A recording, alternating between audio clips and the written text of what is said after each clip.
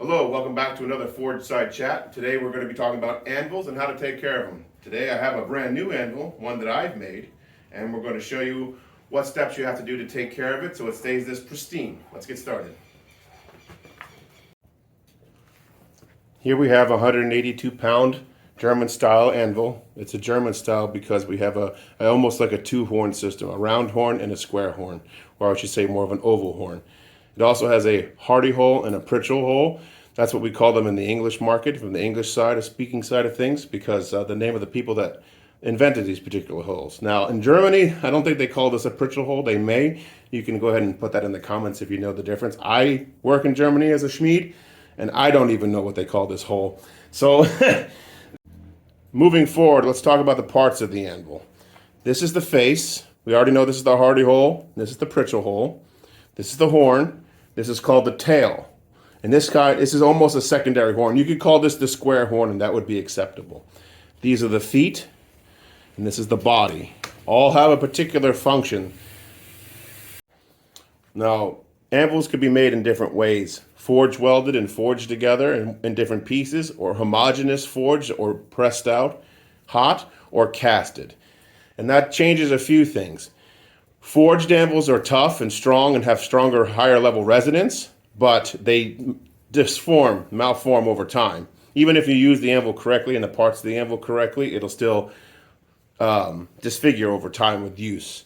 And that's the nature of a forged anvil. Now, casted anvils have a different molecular structure, which makes it more rigid, so it has a higher chance to be brittle and break in a lot of considerations. In this consideration, this is a pure cast steel. So it's basically a billet of steel in shape of an anvil, which then has been tempered and hardened and tempered correctly.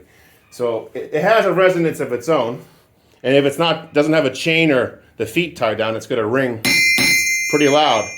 Now, an anvil should return the hammer halfway up by itself. I'm just dropping it. The anvil is doing the rest. I'm not pulling that back up. That's the anvil. So you can stop the resonance. That means the anvil is alive. If you hit an anvil and the hammer just comes down and stops, that means you have a dead anvil. It's useless for a blacksmith or anyone who wants to use the anvil for actual work, because you'll end up working twice as hard because the anvil isn't doing half the work and sending half the energy, or at least 40% of the energy, back into your piece.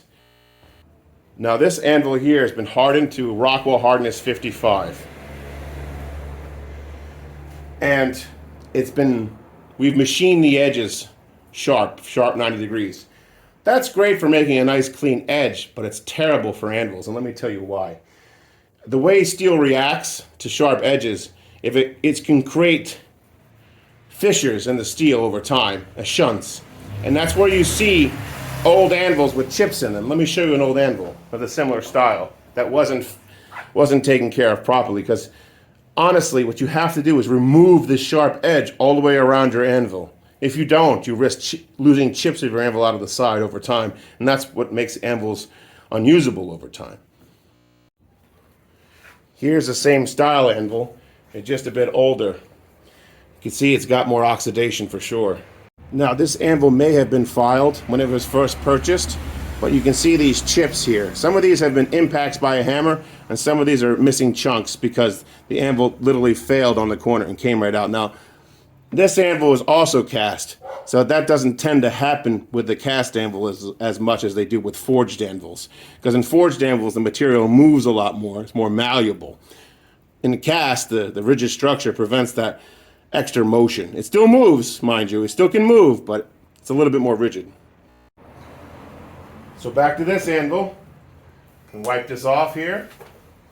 You take a file, not too rough, and you want to touch your edge of your anvil like so. Just take the rough edge off, just ever so slightly. You want to roll it. You don't want a point. You want a nice rolled edge, so you don't cause these shuts, even with the cast anvil. So this might seem counterintuitive, but even with anvils over time, you should always file them, because the material grows in this direction. So the material grows in this direction. You got to be always conscious of that. So We're doing this rolling motion here to help dress this anvil. Sometimes you can go straight across, and even when over time as your anvils grow from lots of hammering, you're going to have to do this at least a couple times a month. You should. That way it doesn't get too bulged. If it bulges out and has fissures and cracks off, you're going to regret everything about that. That's not how you take care of expensive tools. You're going to roll that edge, guys. Very important. And like I said, you got to do it a couple times a month.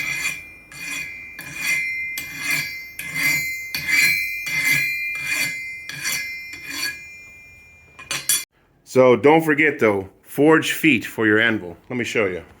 This is the anvil we have been using. See, we get the chain around here to deaden the sound, and also we forge these hooks that hammer right into the wooden stump.